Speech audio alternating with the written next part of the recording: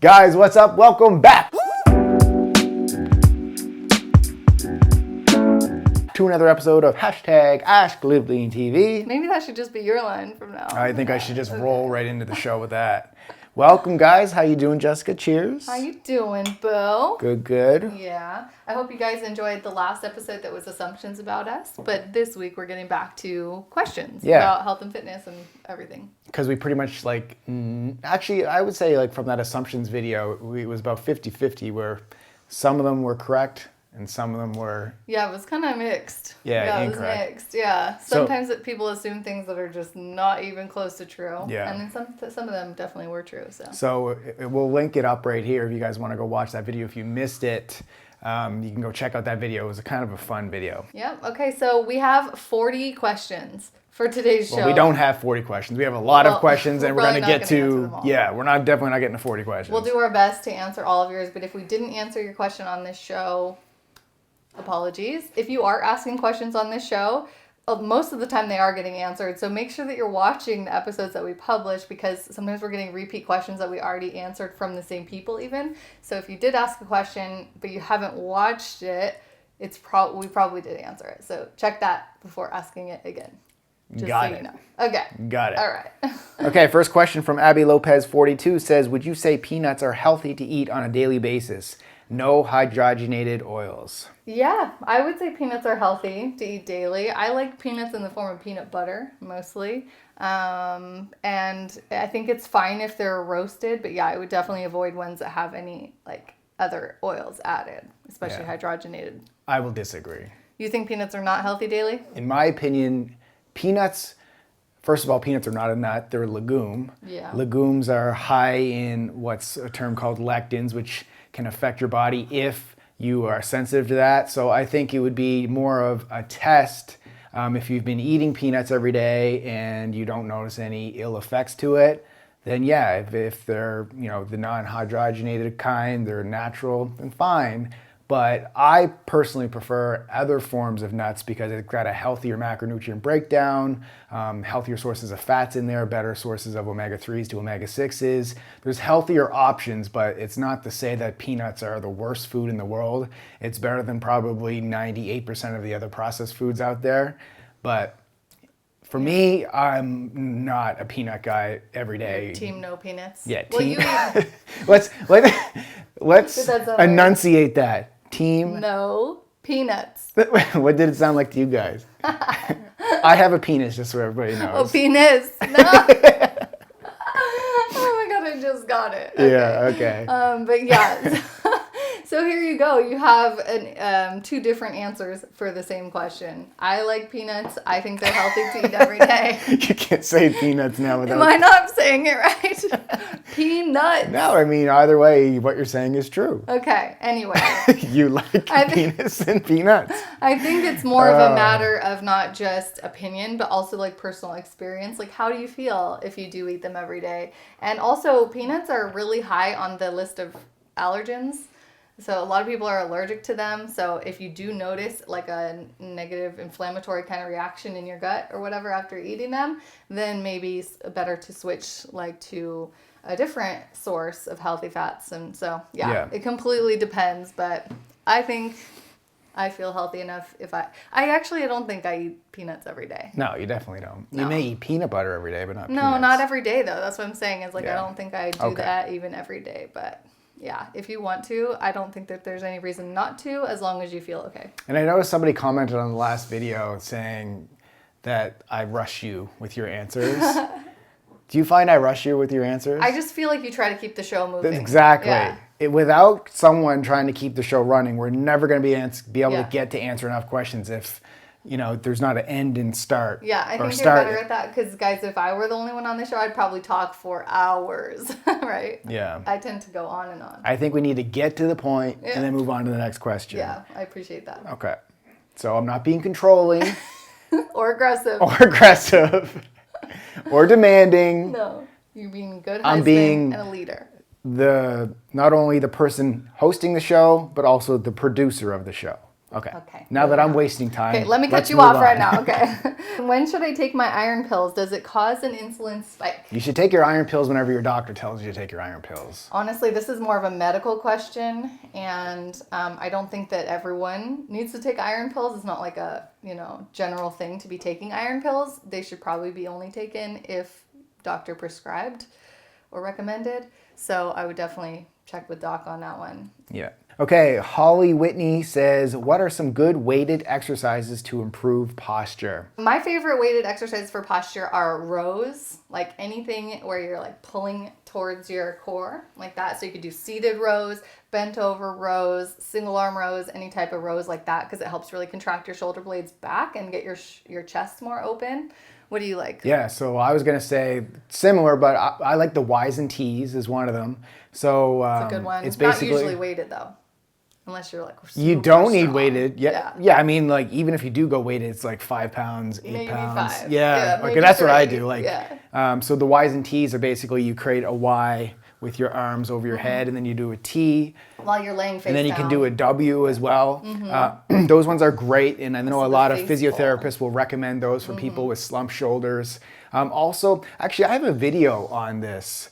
On fixing your posture, yeah. Because another one, I guess, yeah, you want weighted exercises because there's another one that's a non-weighted one. But just like you said, anything pretty much training your back, because a lot of people train chest more, which is what causes that slump forward of the shoulders and sitting in front of a desk or a computer all day. So anything that can kind of, just like you said, retract your shoulders back. Yeah. So just like everything you said. I love T-bar rows. Like, I think barbell bent rows are my favorite. Bent over rear delt raises. Oh yeah, rear delt raise is amazing. Yeah, so hopefully that gives you some ideas. Just go to LiveLeanTV and search posture.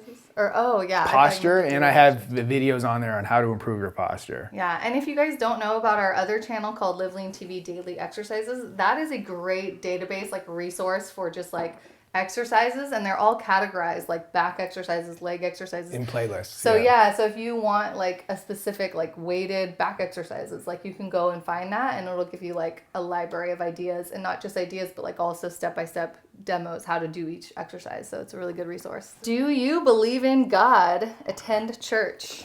Wow, this is a question that's gonna raise a lot of controversy. We typically avoid the two topics here, right? Politics and religion. Yeah, what was the other one? Oh yeah, we said there's 3 things that cause arguments. Politics, religion, and like nutrition. Which we talk about one of them, so we typically don't talk about the other two. Yeah, we don't talk about politics for sure. No, we don't attend church, and depending on what your definition of God is, that's what my answer would be. Like, do I believe there's some white dude with gray hair above the clouds, like just guiding everybody's decision? I personally don't believe that. I believe like we are in control, but I do believe like there's a higher power or universe, which we may call it, more spiritual than believing there's just our lives are already destined to be one way. Mm-hmm. Yeah, I think that sums it up in a nutshell. And we have like the same religious views, I guess you could call it, or like lack of religious views. Like that was one thing we really had in common, is that we maybe believe in some higher power, but not necessarily God per se, like in the sense that other people believe it. But I think it's really important that we all believe in something like some reason for our existence, some reason to get out of bed in the morning, like why are we here, kind of a thing. So we do have really strong belief, and I think that that's a common factor in people who are achieving success, is like believing there's a reason to work for it, so whether you call that God or something else, I don't know. Just believing in the idea of being good to people, not judging people. The golden rule, like that's essentially what it is: do unto others as you want to do unto yourself. Like just being a good just human. Being a good person. So I don't think it matters what we believe in, as long as you believe in being a good person and helping serve others to make this world a better place. So if that's religion, then yes, I'm religious, but I just believe in the power of my decisions, my choices are impacting my destiny. Yeah, I like that. So I think we should leave it at that. No judgments, no judgment zone here. Don't hate on us if you agree with us or you disagree with us. just be kind to one another. I definitely would ask, like, in the comment section, that everybody respects everyone else's individual choices, and we don't start something here. Rosalind KT says, as a general rule, would you say 100 grams of carbs is max for fat loss?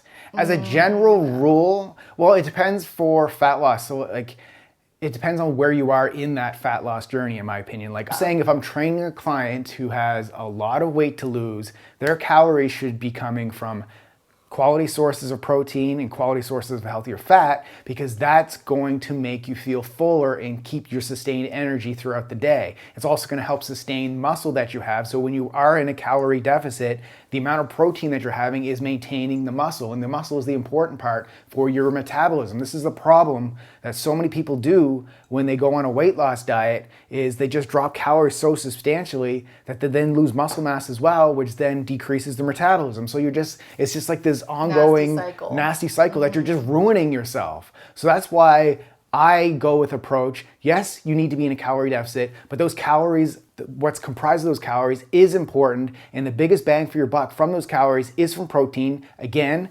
maintains muscle, healthy fats, because your body is made like of so much fat. It's good for your hormones, it's good for every cell in your body, and it's going to keep you feeling full and balance those blood sugar swings. So that's why I like to keep carbs low. 100 grams, yes, that's a general rule would be decent, but some people who are not as insulin sensitive as or some people who are insulin sensitive, meaning they're not as resistant to insulin, they could take in more carbs. So it really depends on the individual.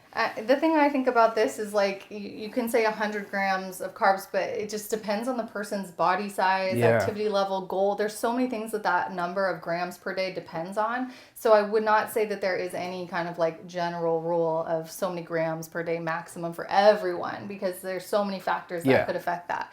So when I'm training a client or setting up macro goals for a client, I look at more factors, like how active are they? How much fat do they want to lose? Like how many grams of carbs were they previously eating? Like there's so many factors that go into the decision of what your gram maximum per day is going to be. So I don't think it's as simple as that. Like you could just say everybody 100 grams. But as a general rule though, like that's what I like that you preface the question with as a general rule. I would say yes as a general rule. I would say like up to 150. Depending on where you're at in that spectrum. But 100 grams, like if I didn't know you, I didn't know anything about you, and I had to, make an assumption, that's probably where I put you at. And then build every other calorie around the protein and the fats. Yeah, I feel like as a general rule, like if we're speaking general rules, anything less than 150 is considered low carb, wouldn't you say? Yeah. And then once you get to like 200 or more grams of carbs, that's not low carb anymore. So it's so, I don't know. This is kind of like if everyone were on the same amount of calories, and it's just too tricky to kind of like make these general rules because not everybody fits generals. But I like where you're going with it. Yeah. Okay, next question. J Star Hove says, who watches your kids when you have to work? Like right now, Kyla is with my mom. She took her out to play, and then Cody's asleep upstairs. So Thank you, Gigi. Yeah. So usually it's one of my parents. And we only do this show like once a week, but we don't get that babysitting every week. So typically we just do it while both kids are sleeping. So I would say sleep is who watches our kids while we're working. Yeah. So typically I can escape a little more than Jessica escapes because she's with Cody and Cody's still breastfeeding. So she needs to be around more. Yeah. But Kyla's running around outside. She's in here with me playing around. Like Usually he's working on watching the kids or vice versa. But they're still around with us doing things. And then, like this morning, I got up early and Kyla was still sleeping. I got a ton of work done this morning. We both got work done this morning. That was amazing. And then when the kids go to bed at night, we will work at night as well if there's stuff that we need to get done. So we just find the time, just like we always say to people who say, I'm too busy to work out. You can find the time depending on getting up a little bit earlier, maybe it's just, staying up a little bit later, or, there's always time if you just make it a priority. When things are important to us, if we have new programs we're creating, new launches. Not every day, though. It's not every day, but I'm saying like when it is important and when you have a time deadline, when you're on the grind, like, you make it happen. You maybe lose a little sleep over it, but, you have to decide what's your priority. So we make things a priority when they need to be a priority, and we squeeze our work in when we can. And, it's it's tough, like with little kids running around. Like, we're not going to lie about that. This is probably the most challenging year we've had in our business. Yeah. Just because our kids are so young and so needy attention-wise. But yeah, that's a good question, that who watches them while we work, because it may seem like I don't know. I thought it was surprising in that assumptions video that people thought we had childcare, because we don't. Yeah. We just hustle and we make it But work. another thing that we should mention is that when we work out, our gym actually has a daycare. That's a good point too. There's like a hack right there that if you want to find a way to force yourself to go to the gym, find a gym that has daycare, because if your kids are driving you crazy at home, that'll get you just that peace and serenity of being in the gym, and it's a really big help for us. You guys like Temecula, California? Yeah, I really do like Temecula for raising a family. Yeah. I mean, if I was a single bachelor, like I wouldn't be living in Temecula, but for raising a family with nice access to open areas outdoors, but still being in a city vibe, we're being close to everything. I like it for a family. Yeah, and if you guys don't know what Temecula is like, it's wine country in Southern California. So it's really lush, and there's like vineyards everywhere, rolling hills. It's really beautiful.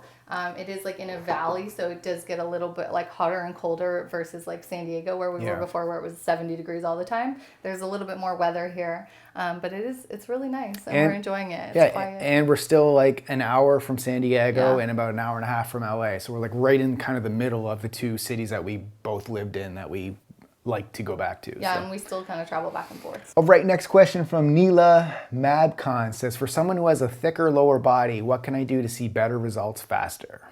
Okay, so I can relate to this, because when I first started training, I felt like I was one of those people, someone who has like a thicker lower body. For me, if I don't work out and I just don't pay attention to what I eat, like I will definitely store fat in my like hips, butt, thighs area first. And so for me, seeing results there was all about, I think, changing my style of training from doing more like mass building, heavier lifts type of strength training to doing more kind of like plyometric, basically like LiveLean style training. Like if you've ever done any of our programs, you see that there's a lot of kind of jump exercises, and you're moving a lot, like more like kind of circuit training, complex training, kind of stuff like that, instead of just doing like single sets and sitting and resting. And then, you know, just keep your body moving, keep your heart rate up more. That really helped me get results in my lower body and entire body, really. And also cardio. I think if you skip cardio, you're probably not going to be burning as much fat and getting as lean as someone who's doing cardio the right way, though. Don't do like the slow, boring kind. Do that like HIIT, kind of give it your all, high intensity kind of cardio. That's what worked for me. Cool. I would say embrace it. I mean, embrace the larger lower body. Just coming from you like it. Most guys like a girl who has like size down below, like just as opposed to being a twig. I mean, guys love voluptuous booties. And then like for another thing is like people store fat in more in different areas than other people do, and it's usually the last place to go. So for some people, they may store fat in their triceps or in their hamstrings or wherever, and it's always the body holds on to it until it's just the last thing to go. So you know, you just got to keep massaging the process and just keep, you know, losing overall body fat, and maybe that's the area where it loses last. Mm-hmm. Yeah, so having some patience is good too. Patience. Next question from Kathy Figueroa says, have either of you ever trained someone you thought had an eating disorder? Oh, that's a good question. Yeah. That we thought had an eating disorder. I know, not that we knew for sure. I've definitely trained plenty of, you know, clients. I was going to say women. Almost all of my clients have been women. When I've trained people one-on-one, I've had a few guys, but mostly women. And I've definitely had some that have had real struggles with food, like real struggles, but not to the point where I would think that it was an eating disorder, or that I would go so far to like suggest they get psychiatric help or anything like that. I mean, I've been reached out to by people who have told me that they've had an eating disorder, and my response is always like, sorry, I'm not qualified to help you with that. Like, you need to seek a qualified professional, because I feel like that's a different arena. That's outside of like fitness nutrition coaching. That's more of a, you know, psychological therapy type of thing. To me, it kind of, I mean, I know the question, like what you mean by eating disorder, but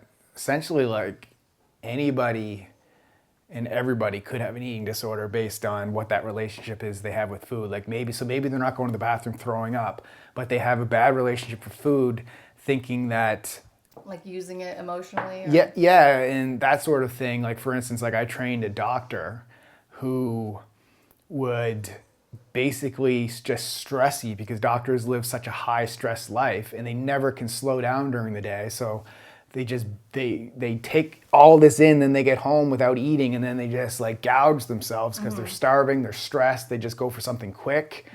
So it really depends on what you mean by eating disorder, but just like you, I haven't had anybody specifically that like had, throwing up, bulimia, that sort of thing, but trained a lot of people that just had overall bad relationships with food. Rosalind KT says, what should I do if I'm following one of your programs but not seeing results?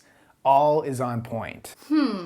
I would be a little skeptical, to be honest. Like, there's no way you're not seeing results. If all is on point and you're actually following the program, there's no way. Well, it would have to come down to diet. So if you're saying all is on point with the workouts, like you're going in and you're following every rep, and I got to call out so many people because I see it all the time. The rest periods are the thing that most, and tempos. I thought you were going to say tempos. The two variables that most people, when they're in the gym, they think they're doing the workout properly. The two things that most people are doing wrong is A, they're not timing the rest periods. So in our programs, we have strategic rest periods based on a rationale behind it. So if you're going in and you're doing a set and then all of a sudden you're just like, okay, I'm just gonna wait until my body kind of recovers. Maybe I'll talk to this guy over here and then I'll go in and do my second set. And you leave. A 15-minute phone call and you leave and you're like, well, I did all the reps, I did all the sets. So I follow the program. I should be getting the results. No, you didn't. Then the second thing is the tempo.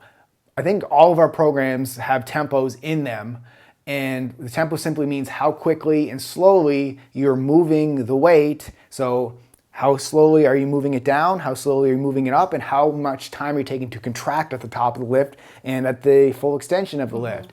If you're not following those tempos, you're not typically all in on the program either. The other thing is the load, like, because you could be following the tempo, but you're using like a 5-pound weight and it's way too easy for you. So there's so many factors. So that's from the that's from the workout program standpoint, but all of our programs come with a nutrition plan as well.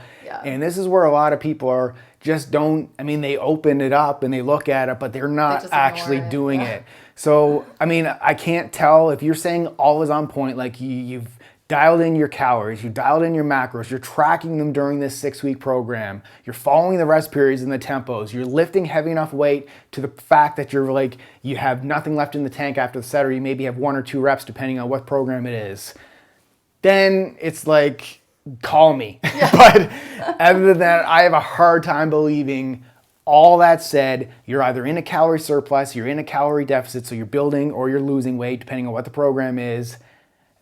There's no way. Like, there's no way you wouldn't see results. And the other thing I think about results is, like, maybe what you're expecting as far as results is to see something physical. You look in the mirror and you want to see, like, shredded six-pack or something. That may not be the type of results you're getting yet, but you should at least be getting stronger, in better shape, feeling better, getting stronger, like, all of that stuff. Those are results as well. And I'll just end it on this. If you've done everything that we told you in the program, you followed it to the point, then I would maybe recommend you get some blood labs done because something internally may not be working properly. Like just from the question, I don't know enough details about it, but there could be something going on inside your body. Just, some hormones are off or something, and a blood lab test could get that, you could look into that. But other than that, stick to the program.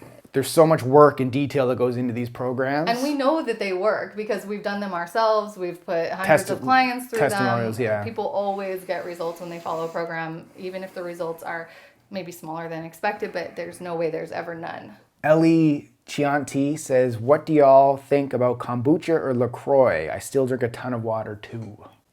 Is it LaCroix? I thought it was LaCroix. I don't know. I don't know how it's pronounced, but What do I think about them? I think we've talked about kombucha on the show before. He thinks it tastes like bad breath. I enjoy it. It just kind of depends on what flavors you like. It does have a vinegary taste, but if you enjoy sparkling beverages, I think either of those two are fine to have in your diet occasionally. I don't personally like to drink them every day because it makes me really burpy. Yeah. Like I burp a lot, and then I feel gassy, and it's just not pleasant. So I prefer just plain still water, but it's much better than the soda. alternative. Oh, yeah, definitely. So Definitely would recommend those over soda. if you still drink a ton of water, I'd say have at it. Yeah, why not? Do it up.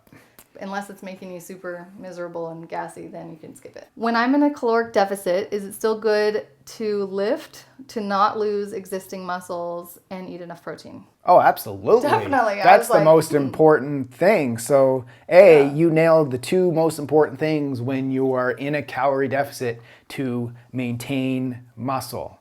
Lifting and Lift weights, eat enough protein. Those are the two key things. Whether you're in a caloric deficit or not, both those things are always going to be important. Yeah, so the protein is going to help protect the muscle from being broken down from the workout, and then the workout is going to help you, obviously like keep the muscle strong and keep your strength up while you're in a calorie deficit. So by all means, you're right on path with those two assumptions. Do your programs come with warm-up and cool-down suggestions? Absolutely. Of course they do. Yeah, so we always include, especially in Team Live Lean, we always include a warm-up in there, and then we have the actual training plan in there. So the actual exercises, the sets, the reps, the tempos. We have exercise video demonstrations. So you basically don't know how to do an exercise, you click on the image and it'll take you and show you the step-by-step where we not only show you the exercise, we give you coaching cues in the actual voiceover of the exercise demo. Yeah. And then we have a cool down as well. So it's basically, what we like to call it is a personal trainer in your pocket. That's what we like to call it. So if you have an iPhone, you have an app on your phone, you open it up, and the program is right there. So it's a personal trainer in your pocket. So when we show up to the gym, we go, what's our workout today? And we go first to the warm-up page. Oh, here's what I'm doing for the warm-up. And we do the warm-up, we follow it as written, and then we go to the workout, we do the workout, and then we check, what's for the cool down? And so everything is telling you what to do. You don't ever have to like stand in the gym and look around and go, what should I do for a warm-up? I don't know. It's all right there for you. And this is in every one of our programs does have a warm-up and cool down. There isn't one that doesn't, right? And a lot of them are follow-alongs. Even like in Formula X, I did a follow-along warm-up, follow-along cool down. Well, let's be clear, not all of them are follow-alongs. No, but I'm just saying in some of the programs they're follow-along. They all have exercise demos, so it tells you exactly what to do. So a personal trainer in your pocket versus a fitness instructor, Zumba class instructor out there doing their thing. Okay, Agiga1121. What is the main causes of midday energy slumps? How to fix these and get more energy? Okay, so energy slumps typically happen with blood sugar crashes.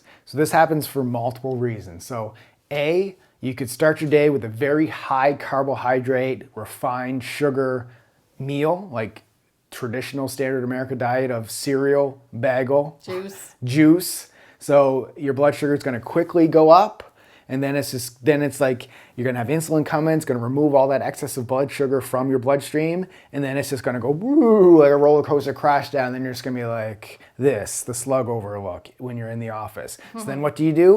You go to the coffee room, grab a coffee. Then that caffeine's going to pick you back up again, and then the caffeine's going to wear off, and you're just going to be like this again. So it comes like the visualization. So it comes down, guys, to food and what you're feeding yourself, and you can just. I've always talked about this. The way to just keep your bloodstream or your energy levels like this: more protein and healthy fats. That's going to help stabilize your blood sugar. So there's not going to be this. It's going to be just smooth sailing. It's true. And for some people, more frequent meals can help too. You don't have to eat 6 meals a day because sometimes that can be exhausting. If you just prefer like 3 square meals a day, you can do it that way. Just make sure that those meals are big enough to fulfill your calorie and macro needs. I think another cause of this is like people eating like a bird in the morning. Like a lot of people just don't eat a lot. Like they'll just have coffee, head out the door, maybe a banana later, and then they're crashing by lunchtime. And no. Like intermittent fasting, I love intermittent fasting. I typically don't eat in the morning. Like I have an extended window in the morning where I don't eat.